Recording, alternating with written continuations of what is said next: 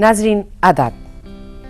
खुदा करे आप बिल्कुल खैरियत से हों, क्योंकि हम भी आपको खुश और खुर्रम देखना चाहते हैं। पिछले दिनों एक टीचर ने अपने किसी स्टूडेंट के बाप से शिकायत की कि आपका बेटा बातें तो बहुत करता है लेकिन स्कूल का काम नहीं करता। होमवर्क करने का वादा तो करता है लेकिन आज तक उसने अपना ये वादा पूरा नहीं किया। उसके देखा देखी दूसरे लड़के भी उसी जैसे होते जा रहे हैं। इन हालात में आपका बेटा डॉक्टर नहीं बन सकता।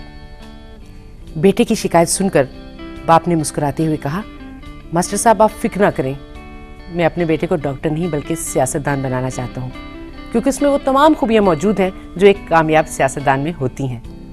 मगर हम फिर भी ये कहते हैं सियासत झूठ है, मकरो रिया है, हम नहीं कहते। सियासत एक चरागे बेजिया है, हम नहीं कहते। सियासत दर्द मिल्लत की दवा है, हम ये कहते हैं।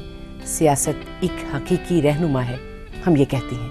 लेकिन इसके बावजूद हम अपने प्रोग्राम में ना तो खुद सियासत की बात करते हैं और ना ही अपने मेहमान को करने देते हैं, बल्कि हम सिर्फ वो बातें करते हैं जिनका ताल्लुक जिंदगी से है, जिनका ताल्लुक जिंदगी की खुशियों से है, जिनका ताल्लुक आपस के जुड़े हुए रिश्तों से है।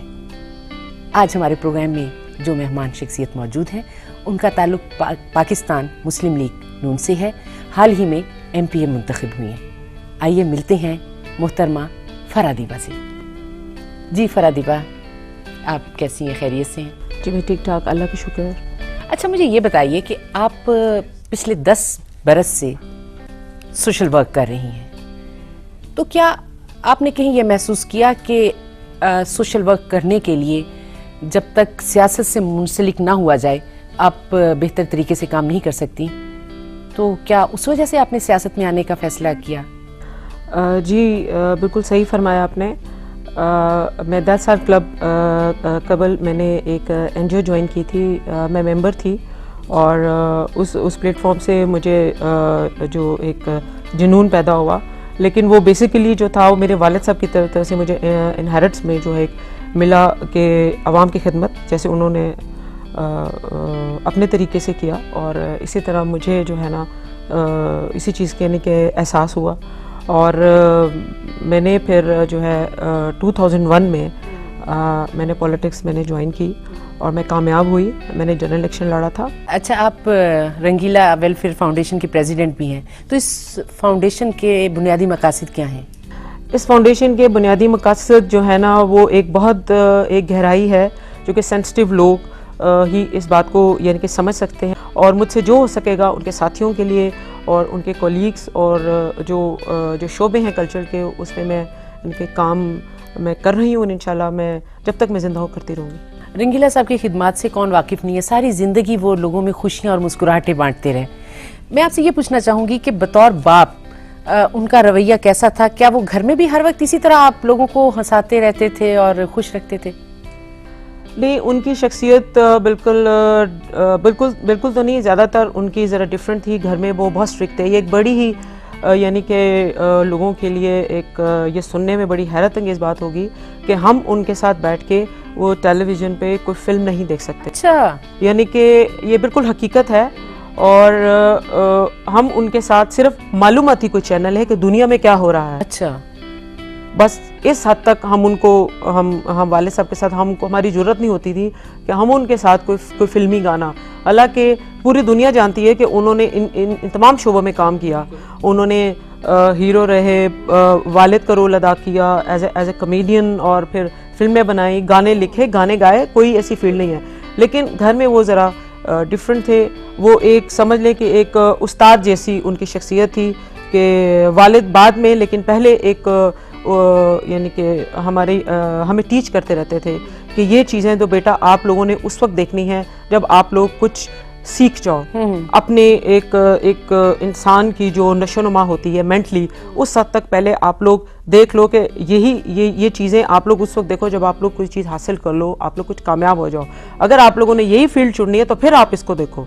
अपनी फील्ड से रिलेटेड जो आप लोगों ने अपने जो मकसद है उसको पहले हासिल कर लो, उसके बाद ये सारी चीज़ें, ये सारी ज़िंदगी चलती रहेंगी। घर में वो ज़रा डिफरेंट थे, लेकिन मूड में होते थे तो हम लोग बहुत एंजॉय करते थे और हंसी मजाक भी चलता था। लेकिन ज़्यादातर वो एक बहुत स्ट्रिक्ट वालिद और यानी कि उस्ताद वाली उनकी हैसियत थी हमारे साथ। कि हमेशा यानी कि वो सीखने के अमल से जो हम लोग गुजरते रहते थे, जब तक ज़्यादा वक्त नहीं मिलता था उनके साथ, बहुत कम। तो रंगीला साहब की शख्सियत के आप पर कितने असर आते हैं? आप खुद भी हंसती मुस्कुराती रहती हैं, सबको हंसाती रहती हैं या संजीदा रहती हैं?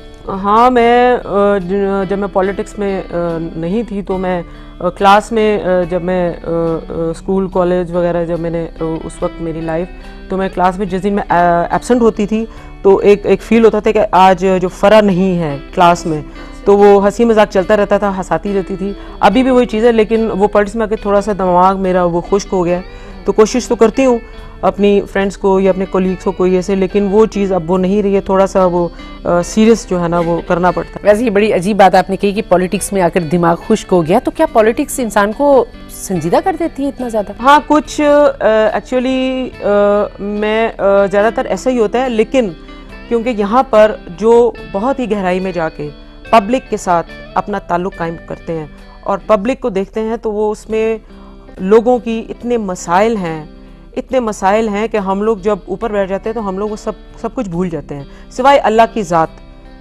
की ज़ात ही उस चीज़ को अपनी आवाम को देख रही होती है। लेकिन हम लोगों को ज़्यादातर, मैं यही कहती हूँ कि हम लोगों को उस हद तक भी देखना चाहिए कि हम लोग जब किसी जगह पर जिन मुकामात पर जाकर बैठ जाते हैं ये सियासत के अंदर, तो उस चीज़ को हम वो ना देखेंगे जो हमारी ग्रास रूट लेवल पे, जो हमारी पब्लिक रिलेशंस जो हमारे कायम हुए थे, हम लोगों ने जब वोट हासिल किए थे, तो उसको देखें कि हमारी आवाम के, हमारी पब्लिक के और साथ साथ हमारे यंग जनरेशन्स के, नई नस्लों के, हमारे वो उनकी तरफ से हमें क्या मैसेजेस मिले हैं, क्या बिगाड़ आया है, क्या हालात रहे हैं, और इतने जो यानी कि उसमें सभी कुछ आ जाता है। तो उस चीज़ को हम लोग जो है ना वो गहराई में सोचने वाले जो लोग ज़रा संजीदा हो जाए। नाज़रीन, गुफ्तगू का सिलसिला अभी जारी है, यहाँ लेते हैं एक शॉर्ट ब्रेक।